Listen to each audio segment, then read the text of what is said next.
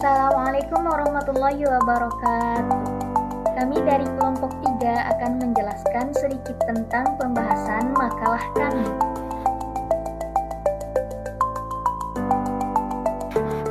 Dalam pengembangan kurikulum PAI, terdapat prinsip-prinsip yang harus diperhatikan agar kurikulum benar-benar mampu menjawab tantangan pendidikan. Yang pertama, prinsip berorientasi pada tujuan. Itu menekankan bahwa setiap kegiatan pembelajaran harus diarahkan pada pencapaian tujuan yang jelas. Yang kedua, prinsip relevansi menuntut adanya kesesuaian antara kurikulum dengan kebutuhan peserta didik, masyarakat, dan perkembangan ilmu pengetahuan. Yang ketiga, prinsip efektivitas. Prinsip efektivitas memastikan bahwa kurikulum dapat mencapai hasil yang diharapkan dengan cara yang tepat.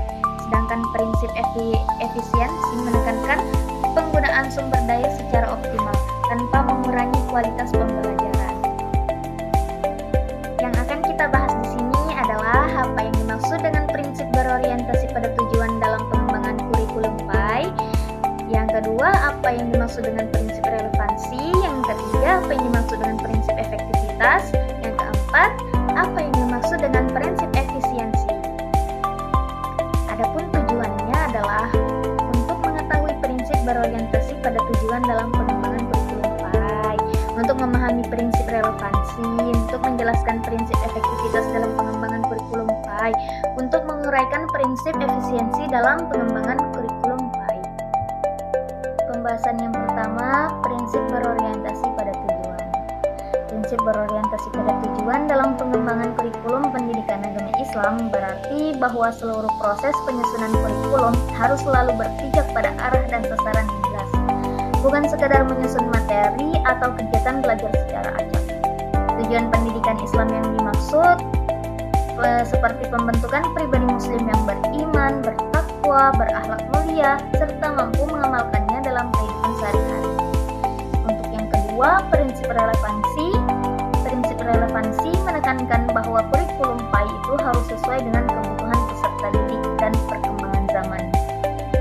Relevansi ini berarti materi yang diajarkan itu tidak boleh terlepas dari realitas kehidupan. Misalnya, pembahasan tentang akhlak harus dikaitkan dengan fenomena sosial yang terjadi di masyarakat, seperti pergaulan bebas, penyalahgunaan teknologi, atau krisis moral. Yang ketiga, prinsip efektivitas. Efektivitas dalam kurikulum PAI berarti proses pembelajaran mampu mencapai tujuan yang telah ditetapkan dengan cara yang tepat. Guru harus memilih metode pembelajaran yang sesuai dengan karakteristik peserta didik. Misalnya, metode diskusi dapat digunakan untuk membahas masalah-masalah aktual yang berkaitan dengan nilai-nilai Islam. Sedangkan metode hafalan lebih tepat untuk mengajarkan ayat-ayat Al-Quran. Yang keempat, prinsip efisiensi. Efisiensi menekankan pada penggunaan sumber daya pendidikan secara optimal. Kurikulum PAI dirancang agar tidak membebani peserta didik dengan materi yang berlebihan, tapi mampu mendalami. Efisiensi juga mencakup pengelolaan waktu, tenaga, dan biaya dalam proses pembelajaran. Guru harus mampu menyusun rencana pembelajaran yang efektif dalam waktu terbatas, serta memanfaatkan media pembelajaran sederhana namun bermakna. Jadi kesimpulannya, pengembangan kurikulum PAI itu salah satu upaya penting dalam meningkatkan mutu pendidikan dan membentuk peserta didik yang beriman, bertakwa, serta berakhlak mulia. Kurikulum yang baik harus memiliki arah yang jelas sesuai dengan tujuan pendidikan Islam dan tujuan pendidikan nasional.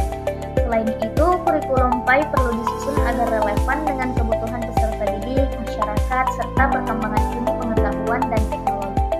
Relevansi ini menjadikan kurikulum tidak hanya teoritis, tapi juga aplikatif dalam kehidupan sehari-hari.